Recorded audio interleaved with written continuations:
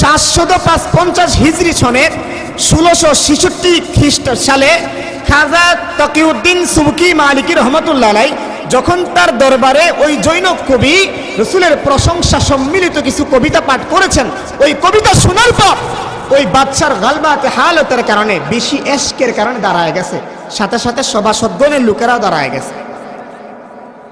এখন প্রশ্ন হলো, এই মিলাদ বা কিয়াম, দাঁড়ায় দাঁড়া যে কিয়াম বলি, ইয়া নবী সালাম আলাইকা, বিভিন্ন ধরনের শান, এই শানগুলো এই পর্যন্ত যে আসছে তার ইতিহাস হলো পূর্বে যা বলেছি।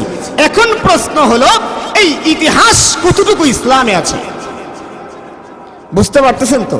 ইতিহাসটা আমি যেটা বলছি এটা হলো তার আসার সিরিয়াল, আর 2 নম্বর সিরিয়াল হলো যে এটা যে মিলাদ কিয়াম যে শরঈ বিধান, এই শরঈ বিধান কি? শরঈ বিধান হলো সোনালী যুগ, সাহাবায়ে কেরামদের যুগ, সাহাবায়ে কেরামরা ঈদে মিলাদুন নবী এবং মিলাদ কিয়াম করে নাই, আমরাও মিলাদ কিয়াম করব না। 2 নম্বর স্তর তাবেঈরা, তারা মিলাদ কিয়াম করে নাই, এই জন্য আমরা মিলাদ কিয়াম করব না।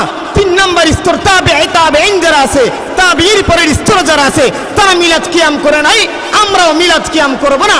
4 নম্বর স্তর আইম্মে মুজতাহিদিন যারা আছে, তারা মিলাদ কিয়াম করেন নাই, আমরাও করব না। বর্তমান যারা বড় বড় উলামায়ে কেরাম যারা আছেন, জাদুল আলেম যারা, ফখরে বাঙ্গাল তাজুল ইসলাম, আল্লামা মুফতি আমিনী, বড় বড় আলেম যারা আছেন, সিরাজুল ইসলাম, আল্লামা বড় হুজুর রহমাতুল্লাহি আলাইহি, তারা করে নাই, আমরাও করব না। দ্বিতীয় পয়েন্ট, কোরআনে 4টা দলিল আছে, কোরআন, হাদিস, ইজমা, কিয়াস। কোরআন, হাদিস, ইজমা, কিয়াস।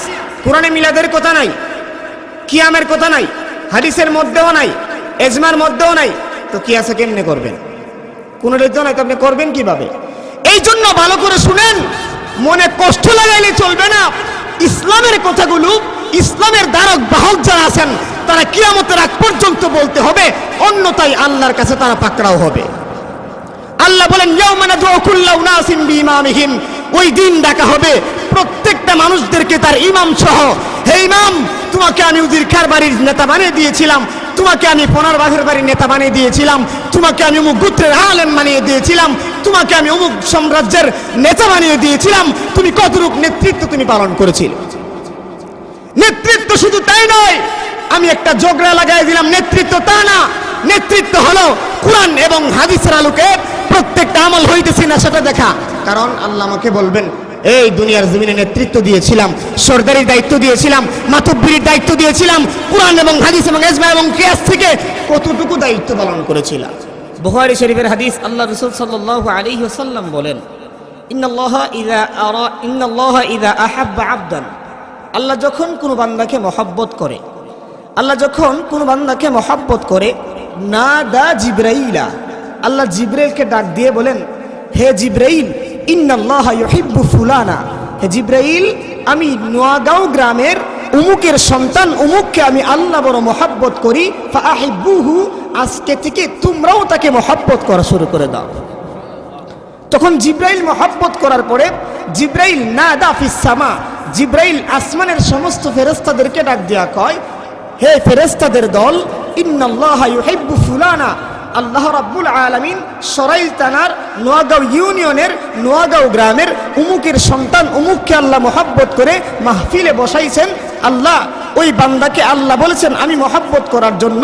হে জিবরাইল ডাক দিয়ে ফেরেশতাদেরকে বলে, হে ফেরেশতাদের দল, তোমরাও তাকে আজকে থেকে মহব্বত করা শুরু করে দাও।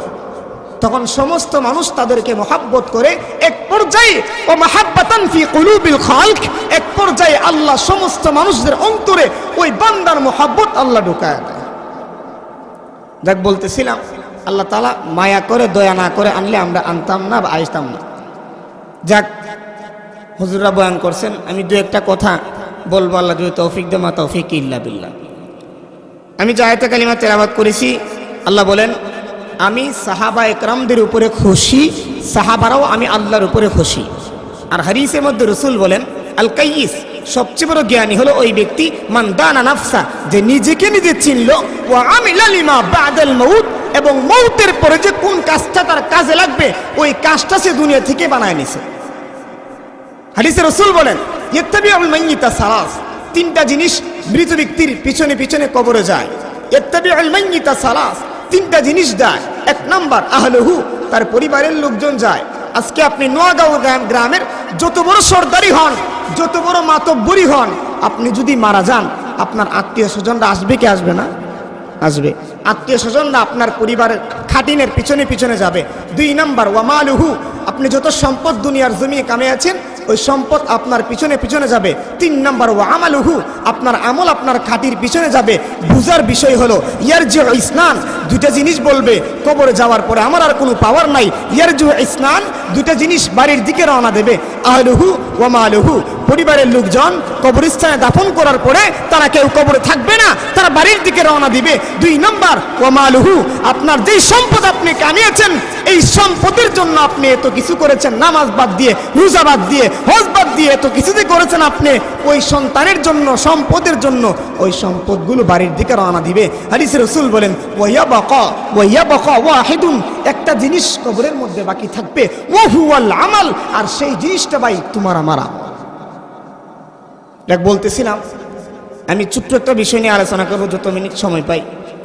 বিষয়টা হলো ঈদে মিলাদুন নবী, জশ্নে জুলুস ঈদে মিলাদুন নবী, আর হলো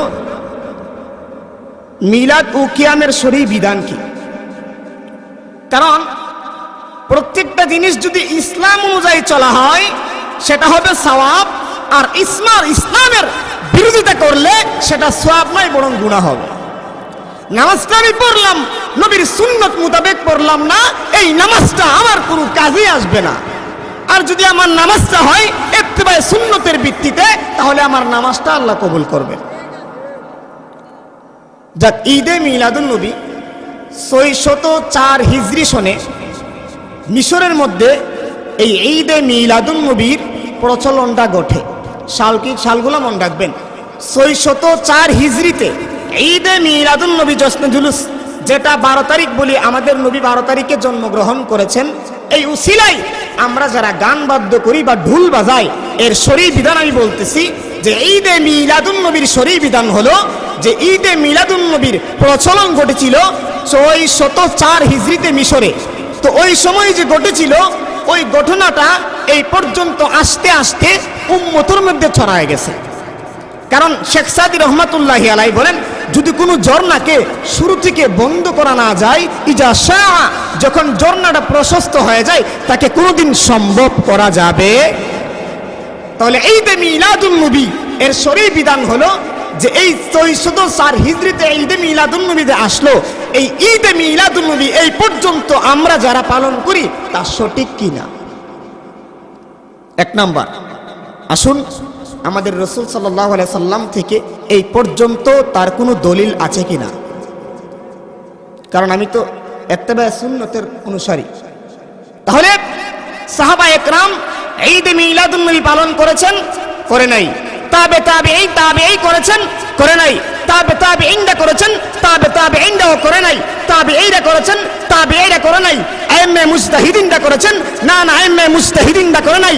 বর্তমানে যারা বড় বড় উলামায়ে কেরাম, যারা দ্বীনের দাঈ, যারা জাদরুল আলেম, তারা করেছেন, তাহলে তারা করে নাই? তাহলে আমারও করতে হবে। যদি করি তাহলে বেদাত হবে। কি হবে ভাই? বেদাত হবে। এটা ঈদে মিলাদুন নবীর শরঈ বিধান। 2 নাম্বার হলো মিলাদ কিয়ামের বিধান। মিলাদ কিয়ামের প্রচলন ঘটে 755 হিজরি সনে 1666 সালে খাজা তাকিউদ্দিন সুবকি মালিকি রহমাতুল্লাহি আলাইহির দরবারে এক কবি রাসূল আকরাম সাল্লাল্লাহু আলাইহি ওয়াসাল্লামের প্রশংসা সম্মিলিত কিছু শান বলেছে। খেয়াল করবেন, আল্লাহর রাসূলের প্রশংসা সম্মিলিত কিছু কবিতা পাঠ করেছে। তো কবিতা পাঠ করার সময় যখন পাঠ করতেছে, এক অবস্থায় ওই খাজা তাকিউদ্দিন সুবকি মালিকি রহমাতুল্লাহ আলাইহি উনি এক পর্যায়ে দাঁড়ায় গেলেন। যখন সুবকি মালিকি রহমাতুল্লাহ আলাইহি দাঁড়ায় গেলেন, উনার দেখি সবার সদ্গণে যারা ছিল তারা দাঁড়ায় গেছে। তাহলে উনি যে কাজটা করেছে বা তারা যে দাঁড়াইলো, এটা কি কোরআন হাদিস অনুযায়ী দাঁড়াইছে নাকি দেখি দাঁড়াইছে? দেখে দাঁড়াইছে। খেয়াল করবেন কথাগুলো, কোরআন এবং হাদিস এবং ইতিহাসের আলোকে বলতেছি। তো 755 হিজরি সনের 1666 সালে খাজা তাকিউদ্দিন সুবকি মালিকি রহমাতুল্লাহ আলাইহি যখন তার দরবারে ওই জৈনব কবি রসুলের প্রশংসা সম্মিলিত কিছু কবিতা পাঠ করেছেন। ওই কবিতা শোনার পর ওই বাচ্চার গালবাতে হালতের কারণে, বেশি এশকের কারণে দাঁড়ায় গেছে, সাথে সাথে সভাসদ্গণের লোকেরাও দাঁড়ায় গেছে। এখন প্রশ্ন হলো, এই মিলাদ বা কিয়াম, দাঁড়া দাঁড়া যে কিয়াম বলি, ইয়া নবী সালাম আলাইকা, বিভিন্ন ধরনের শান, এই শানগুলো এই পর্যন্ত যে আসছে তার ইতিহাস হলো পূর্বে যা বলেছি। এখন প্রশ্ন হলো, এই ইতিহাস কতটুকু ইসলামে আছে? বুঝতে পারতেছেন তো? ইতিহাসটা আমি যেটা বলছি এটা হলো তার আসার সিরিয়াল, আর 2 নম্বর সিরিয়াল হলো যে এটা যে মিলাদ কিয়াম যে শরঈ বিধান, এই শরঈ বিধান কি? শরঈ বিধান হলো সোনালী যুগ, সাহাবায়ে কেরামদের যুগ।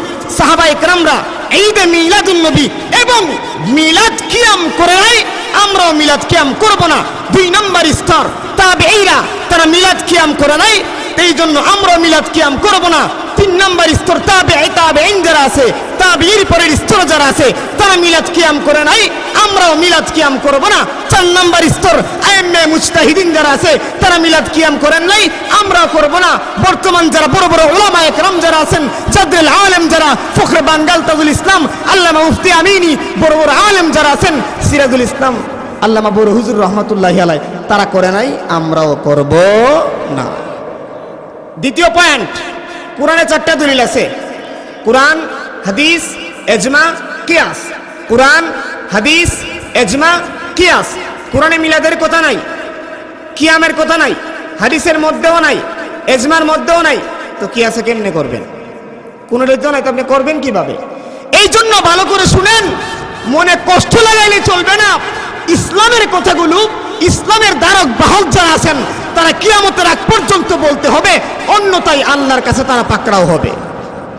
আল্লাহ বলেন, ইয়াউমা নাদউ কুল্লা উনাসিন বিইমামিহিম, ওই দিন ডাকা হবে প্রত্যেকটা মানুষদেরকে তার ইমাম সহ।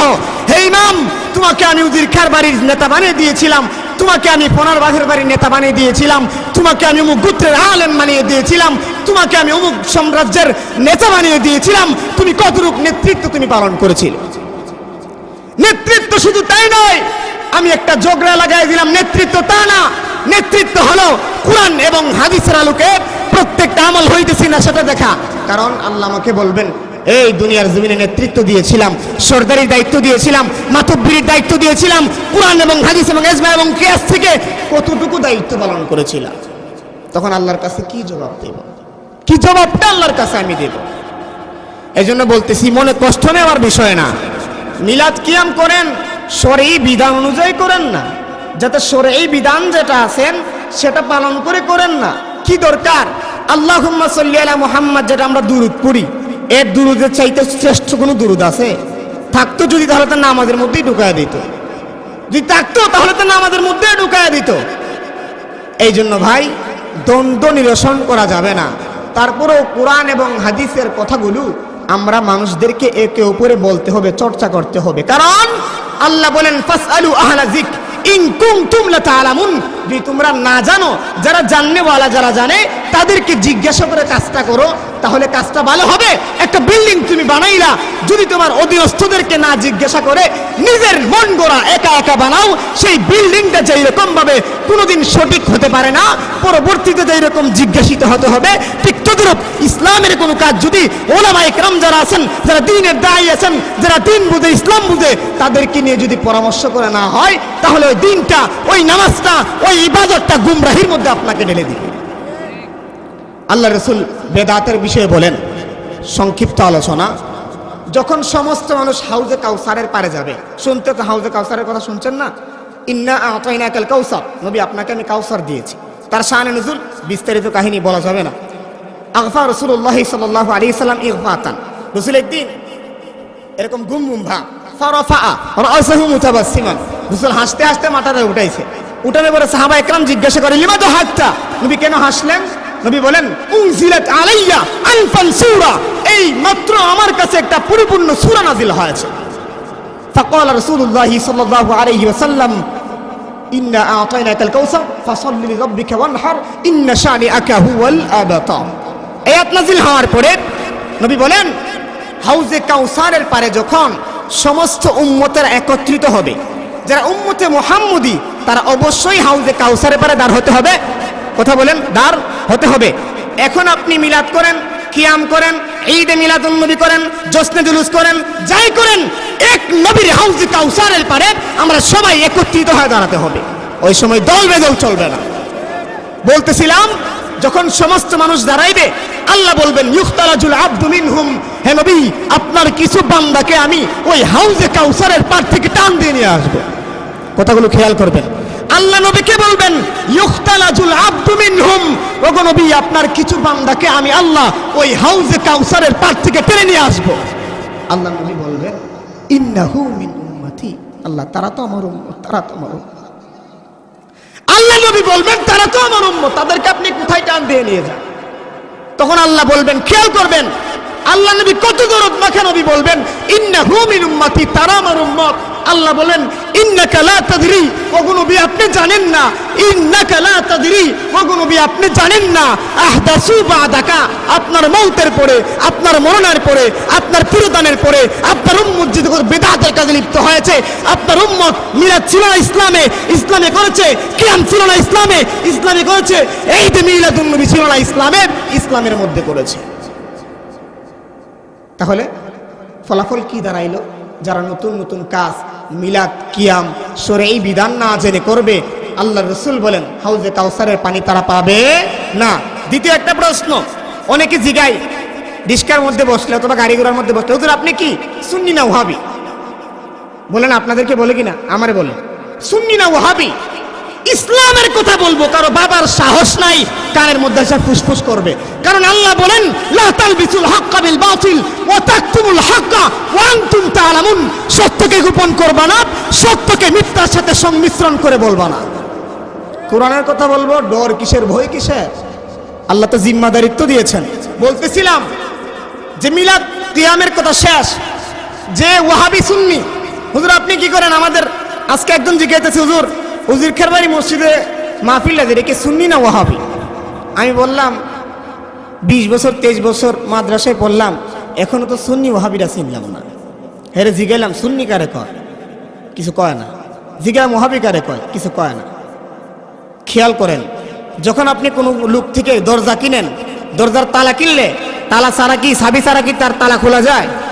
আরে চাবি ছাড়া তালা খোলা যায়? তাহলে অনর্থক না?